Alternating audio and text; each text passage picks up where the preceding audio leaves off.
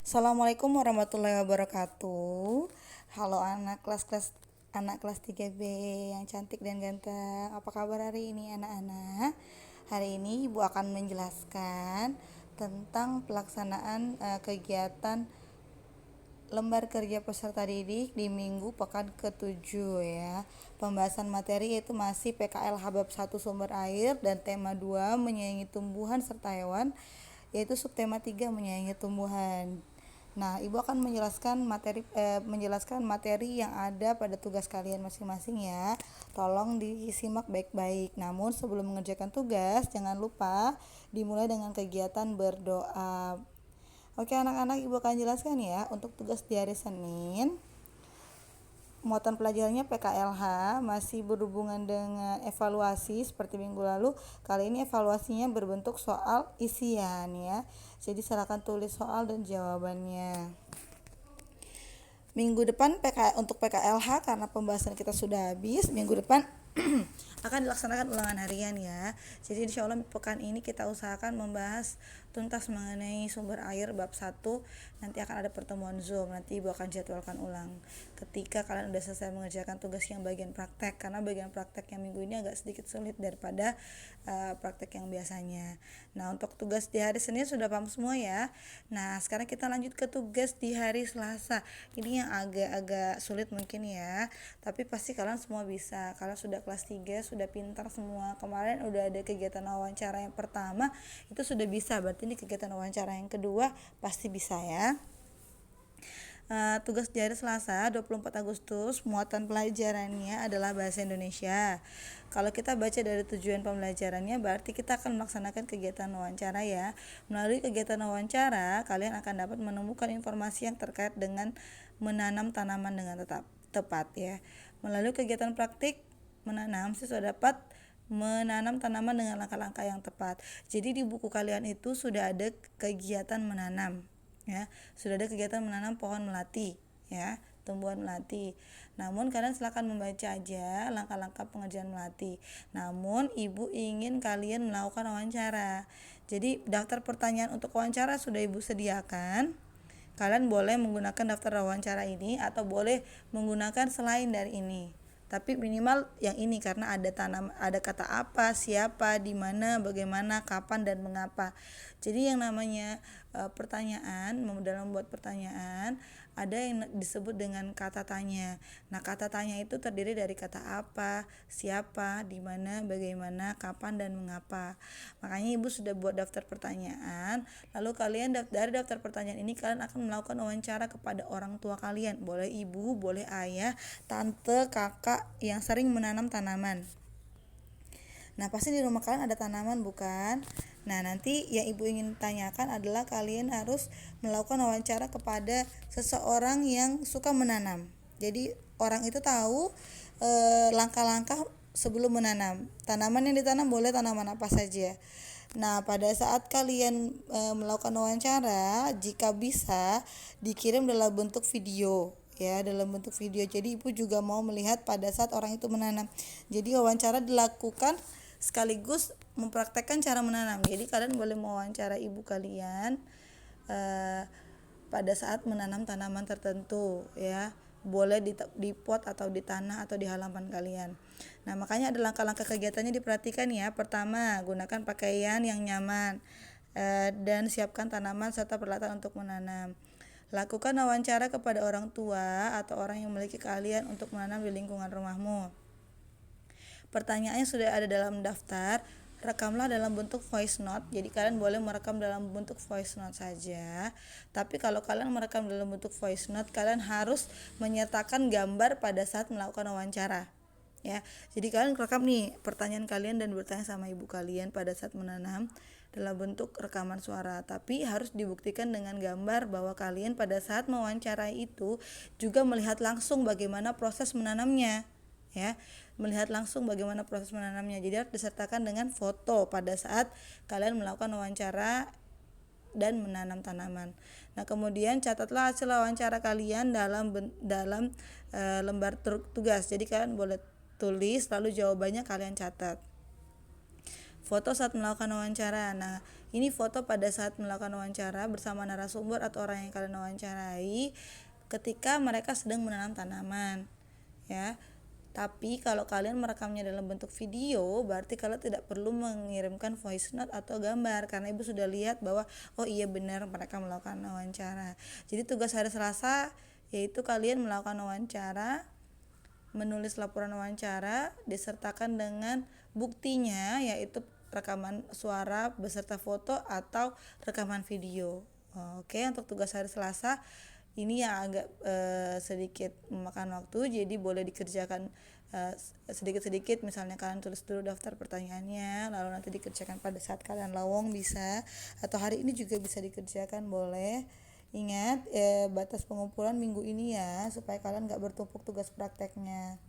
Oke, untuk tugas di hari Selasa sudah cukup. Sekarang tugas di hari Rabu. Nah, hari Rabu ini kalian akan belajar mengenai penjumlahan menggunakan garis bilangan. Jadi berdasarkan contoh ini sudah cukup jelas ya, dari soal cerita jika panjang pohon sirih di angka 4 dan setelah beberapa waktu tumbuh menjadi angka 7, berarti angka 4-nya kita kasihkan garis dari 0 ke angka 4. 1, 2, 3 ke 4. Nah, berarti sudah berhenti ke 4, lalu kemudian tumbuh lagi menjadi 7, lalu kalian tambahkan lagi 7 langkah. 4 ke 5 itu 1 langkah ya, 1, 2, 3, 4, 5, 6, 7. Nanti berhenti garisnya di angka 11 ya. Ini sudah kalian tahu hasil penjumlahannya, 4 tambah 7 sama dengan 11. Nah, di soal ayo berlatih di sini ada soal 1 sampai 5, juga ada garis bilangan. Ibu mau dikerjakan seperti bentuknya contoh. Kalian tetap harus menarik garis ya. 5 dulu, misalnya 5 tambah 2 berarti kalian garis dulu ke 5. Jadi misalnya garisnya itu dari 0 ke angka 5, lalu 2 angka maju lagi berapa? Lalu disitulah jumlahnya. Nanti kalian catat ya hasilnya. Tapi garisnya juga harus dilihat. Harus kalian bikin juga garisnya ya, seperti contoh. Nah, kalau ini sepertinya sudah cukup paham. Kalau misalnya ada yang kurang paham, nanti Ibu akan sertakan video penjelasan lagi. Nah, nanti yang mau silakan japri video penjelasannya, silakan japri, atau nanti bisa Ibu kirim lewat link YouTube. Oke. Sekarang tugas di hari Kamis ini adalah membuat karya dekoratif dan tugas PKN ya. Nah, kalian boleh pilih salah satu gambar yang ada di sini. Ya, ini karena subtema 3 itu berhubungan dengan tanaman, tentunya juga gambar dekoratif yang akan kita buat itu berhubungan dengan tanaman. Nah, di sini ada hiasan gambar dekoratif berupa tanaman. Pemilihan warnanya juga sesuai dengan tanaman ya. Warna hijau, bunganya boleh berwarna yang lain. Nah, kenapa pilih warna hijau? Karena tanaman itu rata-rata berwarna hijau. Kalau bunga boleh ya berwarna-warni. Nah, ada juga satu motif ini agak panjang ya, yang warna biru. Ini melambangkan air, karena tanaman pasti tidak lepas dari penggunaan air ya. Tapi ingat, dalam penggunaan air kita harus hemat ya. Nah, itu kenapa pilih warna biru? Karena air biasa berwarna, kalau gambaran air di dalam laut atau di danau itu biasa berwarna biru. Jadi pilih warna biru atau hijau karena temanya tanaman. Nah, kalian boleh pilih ini salah satu gambar yang mau kalian gunakan, atau boleh gambar lain tapi harus bermotif tanaman atau bertema tanaman ya. Nah, untuk langkah pengerjaan tugas PKN silakan kalian baca halaman 134 sampai 135. Nanti di situ itu ada kegiatan yang mencerminkan Pancasila sila kelima berkaitan dengan hak dan kewajiban.